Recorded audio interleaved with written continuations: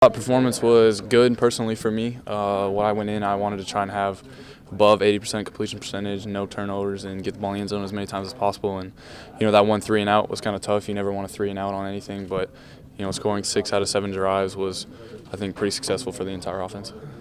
I don't know if I'd put it on a scale, but I think I have a lot of confidence in myself right now, and not only that, I have a lot of confidence in my O-line and my running backs and my receivers. I think we've gelled a lot over these past 2 games, and really this last game, Spav wanted to ride the ones real hard and try and get as many series as possible just for us to get that continuity and come together. And so I think the offense as a whole has a lot of confidence, as you saw in the last game.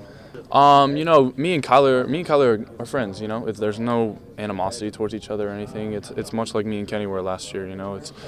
It's a real relaxed room in the quarterback room. There's no animosity towards each other. We're friends, and we're both here for the same reason. We want to succeed, and we want to help the team succeed. So we're just here to help.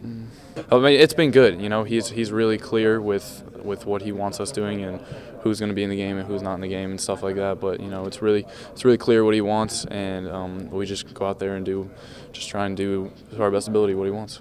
Yeah. I think that's what this game was about, is trying to be as perfect as possible against a less competition team. Still a good team, but a lot less competition. Obviously not in a Power 5 conference, but when we went out there, we wanted to try and be as perfect as possible, and we were pretty close to it. Like I said, the 3 and out was a little rough. Ball security was a little rough at times, but what we wanted to do was trying to be as little as mistakes as possible, and I thought we did pretty well.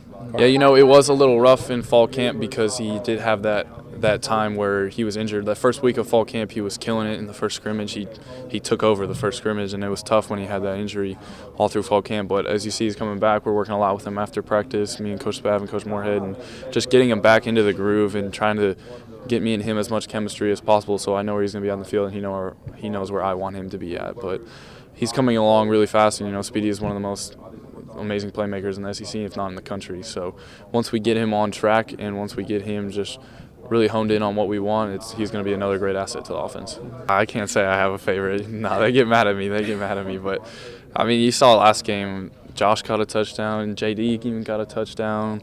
The ball was spread around a lot. I think all our starting 4 got catches and got significant yardage. So it's hard to pick the best one or my favorite one, just because there's so many guys in different defensive schemes.